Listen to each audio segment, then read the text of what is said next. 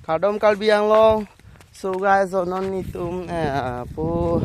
ing long nam bom jo. So guys, sinang tum nang lang no non. Haprang si kacing hon rap rap. Coating ya to finance tame ningkan kimi kadom nang pi pon paplang lo. So guys, let's see là bằng cái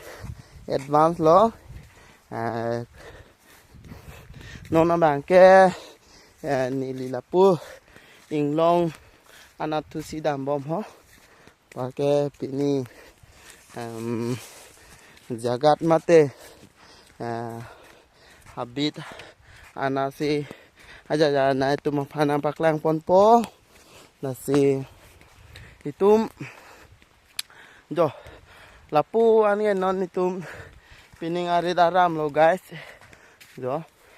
pining ari daram lam lo ampar ke non ni kedu ke chuning ari daram lam lo ampar ke dak kadu ka ve lo monta ku ve cek rabal lason si pon bom lo ampar ke pinakan ne ke ka ching thu almo lason klempon lo si non dam pon bom lo non ne ka chelat abang ke la pulo ho mai ro ok lang cha pu ki dam arong si dam pon bom yo anpar ke tuas tame heng no pik la ali hois tame haning kan wang tame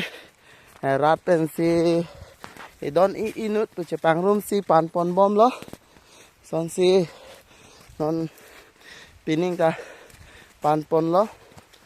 ali nang pipe tik tak ke rong atum si klem pon bom nang la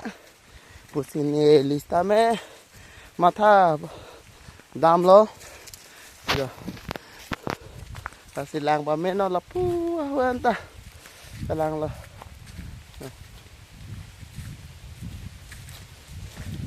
kalang lang unde guys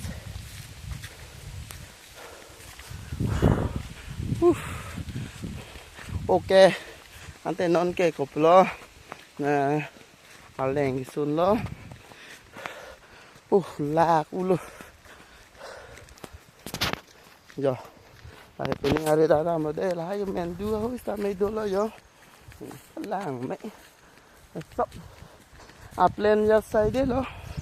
jo la pu la me ya sab a plan lo ai na pak lang kon mom po no na mat ke kalbi ang long ke do kalbi aso tum ke long le ho rang ke do ulang sta me chirai tang sai de lo la hai anam pi anam do